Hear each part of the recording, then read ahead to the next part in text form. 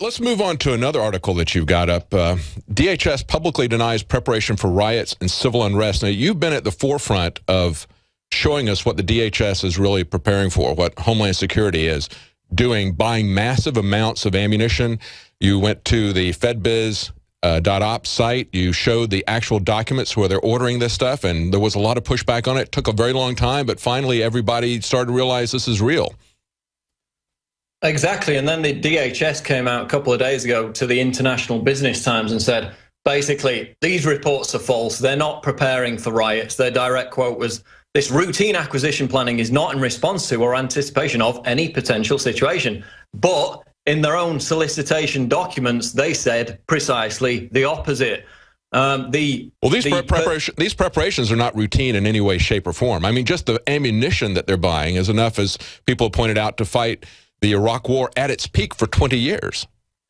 And the armed guards, $80 million in armed guards in New York, they said, I didn't say it, InfoWars didn't say it, the DHS said it was for, quote, public demonstrations and civil disturbances. Those were their words, not mine. And then with the pepper spray projectiles, they said, these are just for training purposes. They bought 117,000 training projectiles. They also purchased 120,000 live projectiles.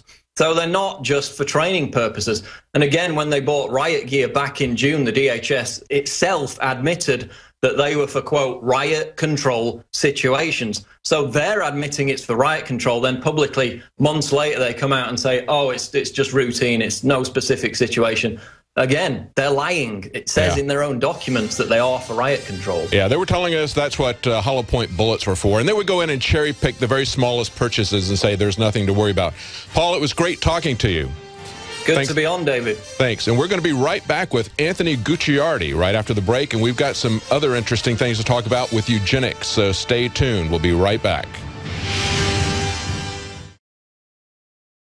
Now you can watch the InfoWars Nightly News streaming live as it happens for free. Check it out at Infowars.com/show.